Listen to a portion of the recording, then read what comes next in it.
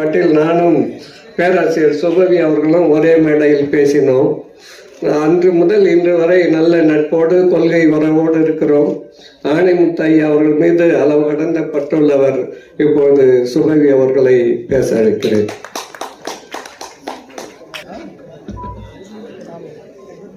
காலம் கருதி அனைவருக்கும் என் அன்பு வணக்கம். வாலாஜா வல்லவன் அருகில் வருவதற்குள் நான் உரையை முடித்து விடுவேன். ஒரே செய்திதான். இப்போது திராவிடத்தை எதிர்க்கிறவர்கள் புதிதாய் ஒரு வித்தையை கொண்டு வந்திருக்கிறார்கள். ஆணைமுத்து அறிஞர் பெரியார் தான் சரியில்லை. எப்படி என்றால், துணை முதலமைச்சர் சரியாக இருக்கிறார், முதலமைச்சர் தான் சரியில்லை. இதெல்லாம் நாங்க பார்த்துட்டோம், எல்லாம் பார்த்துட்டோம். சரி, ஐயா ஆணைமுத்து அறிஞர் தானே.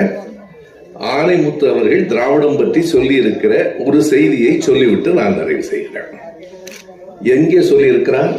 நம்முடைய வாலாஜாவல்லவன் தோழர்கள் வெளியிட்டிருக்கிற தன்னுரிமை தமிழ் தேசம், இப்பதான் வந்திருக்கு அந்த புத்தகம், அது பழைய புத்தகம்.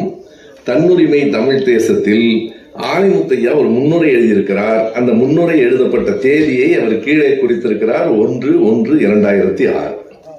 அதுல திராவிடத்திற்கான படிநிலை விளக்கத்தை இதைவிட தெளிவா சொல்ல முடியாது. 3 நிலைகளில் திராவிடத்தை விளக்குகிறார். அந்த புத்தகம் இங்கே இருக்கு.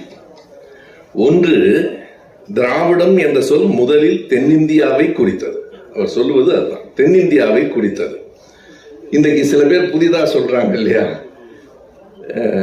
பஞ்ச திராவிடன், அது வாழை குறிக்குது. கவுட பிராமணன் பஞ்ச திராவிடன், எனவே திராவிடன்னாலே ஆரியன் தான். எவ்வளவு அறிவு பாருங்க. ஐயா விளக்கம் சொல்றாரு. திராவிடன்கிறது தென்னிந்தியாவில் இருக்கிற பாப்பான குறிக்குதுரா. திராவிடம் என்பதே தென்னிந்தியாவை குறிக்கிறது. வரிசையா அதற்கு சான்றுகளை காட்டுகிறார். பஞ்ச என்பது 5 மாநிலங்கள், தமிழ்நாடு, கேரளா, ஆந்திரா, கர்நாடகம், மராத்தியம்.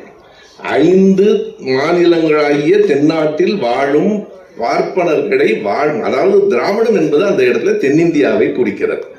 தொடக்கத்தில் திராவிடம் என்பது பணிக்கரினுடைய நூலை முரசொலி மாறன் அவர்கள் எடுத்து காட்டுவார். இன்றைக்கு முரசொலி செல்வம் அவர்களினுடைய நினைவு நாள்.